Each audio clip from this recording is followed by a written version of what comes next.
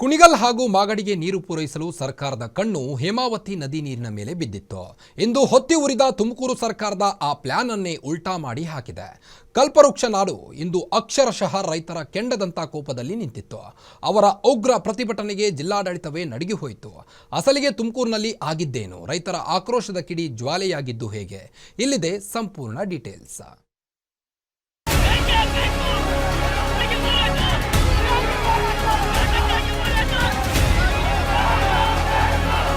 ಗುಂಪು ಗುಂಪಾಗಿ ಹೋರಾಟಕ್ಕೆ ನುಗ್ಗಿದ ಜನ, ರೈತರ ಬಂಧಿಸಿದ್ದಕ್ಕೆ ಆಕ್ರೋಶ ಹೊರಹಾಕಿದ ಮಠಾಧೀಶರು, ಸ್ವತಃ ಬಸ್ ಮುಂದೆ ನಿಂತು ರೈತರನ್ನ ಕೆಳಗಿಳಿಸಿದ ಸ್ವಾಮೀಜಿ, ಬಸ್ಗಳನ್ನು ಏರಿ ಹೊರಟ ರೈತರು, ರಸ್ತೆಗೆ ಟೈರ್ ಹಾಕಿ ಬೆಂಕಿ ಹಾಕಿದ ಜನ.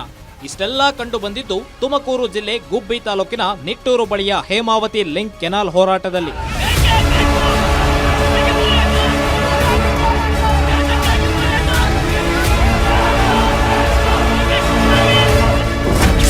ಕಲ್ಪತರು ನಾಡಲ್ಲಿ ಕೆರಳಿ ನಿಂತ ಅನ್ನದಾತರು, ಹೇಮಾವತಿ ಲಿಂಕ್ ಕೆನಾಲ್ ಕಾಮಗಾರಿಗೆ ಕೆಂಡ.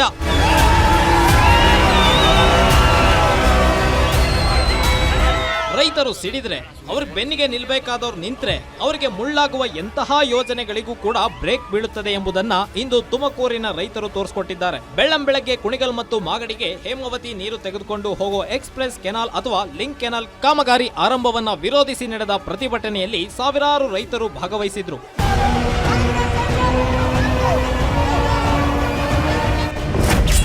ಇಟಾಚಿ ಪ್ರತಿಭಟನಾ ಜಾಗಕ್ಕೆ ಬಂದ ಅನ್ನದಾತರ ಗುಂಪು, ನಾನಾ ಕಾಮಗಾರಿಯ ಬೃಹತ್ ಕಬ್ಬಿಣದ ಪೈಪ್ಗಳು ಧ್ವಂಸ.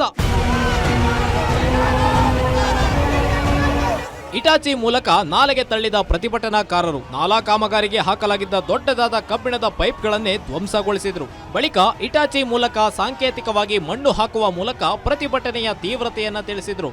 ಇದೇ ವೇಳೆ ಪ್ರತಿಭಟನೆಗೆ ಇಳಿದಿದ್ದ ರೈತರನ್ನ ಬಂಧಿಸಿದ ಪೊಲೀಸರು ಬಸ್ಗೆ ತುಂಬಿದ್ರು. ಆಗ ರೈತರ ಹೋರಾಟದ ನೇತೃತ್ವ ವಹಿಸಿದ್ದ ಕಾರದ ಮಠದ ಶ್ರೀಗಳು ಬಸ್ ಡೋರ್ ತೆಗೆದು ಪೊಲೀಸರ ವಿರುದ್ಧ ವಾಗ್ವಾದಕ್ಕಿಳಿದು ಕೆಳಗಿಳಿಸಿದ್ರು. ಈ ವೇಳೆ ಬಸ್ ಏರಿ ತುಮಕೂರು ಗ್ರಾಮಾಂತರ ಶಾಸಕ ಸುರೇಶ್ ಗೌಡ ಸಹ ಜನ ಆಕ್ರೋಶ ವ್ಯಕ್ತಪಡಿಸಿ ಕೆಳಗಿಳಿಸಿ ಸಭೆ ನಡೆಸಿ ಸಂಕಾಪುರ ಸಾಗುವ ನಿರ್ಧಾರ ಕೈಗೊಂಡ್ರು. ಹೇಮಾವತಿ ನೀರನ್ನ ತುಮಕೂರು ಜಿಲ್ಲೆಗೆ ಹರಿಸಿದಂತನ್ನು ನಾವು ಸ್ಮರಣೆ ಮಾಡಬಹುದು. ಅದೇ ಪ್ರಕಾರವಾಗಿ ಇವತ್ತು ನಮ್ಮ ರಾಮನಗರಕ್ಕೆ ಇಲ್ಲಿಂದ ನೀರನ್ನ ತಗೊಂಡು ಹೋಗ್ತಿರೋದು ಈ ನಮ್ಮ ಜಿಲ್ಲೆಗೆ ಅನ್ಯಾಯ ಆಗ್ತಾ ಇದೆ. ಎಲ್ಲ ರೈತರ ಮುಖಂಡರು ಈ ಒಂದು ವಿಷಾದವನ್ನ ವ್ಯಕ್ತಪಡಿಸ್ತಾ ಇದ್ದಾರೆ.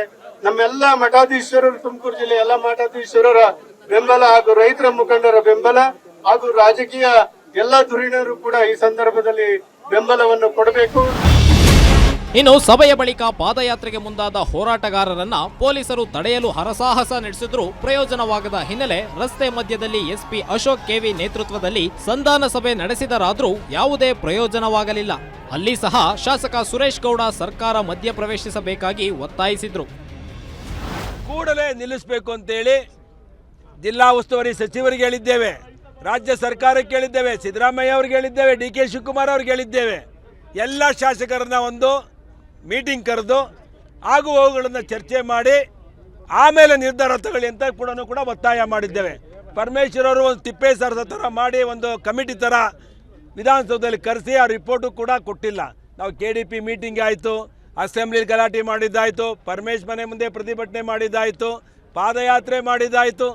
ಇನ್ನೂ ಈ ಸರ್ಕಾರ ಸತ್ತಿ ಮಲಗಿದೆ. ಇದು ಇವತ್ತು ತುಮಕೂರು ಜಿಲ್ಲೆಗೆ ಮರಣ ಶಾಸನವನ್ನು ಬರೆದು ಇವತ್ತು ರೈತರ ಎದೆ ಮೇಲೆ ಸಾವಿನ ಮೇಲೆ ನೀರು ತಗೊಂಡು ಹೋಗುವಂಥ ಕೆಲಸವನ್ನು ಈ ಸರ್ಕಾರ ಮಾಡ್ತಾ ಇದೆ. ನಾನಿವತ್ತು ಈ ಸರ್ಕಾರಕ್ಕೆ ಎಚ್ಚರಿಕೆ ಕೊಡ್ತಾ ಇದ್ದೇನೆ.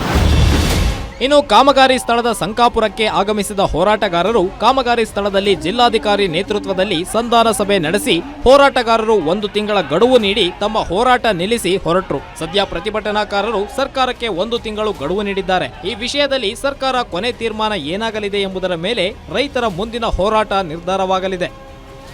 T Yogesh, guarantee news, Tumakuru.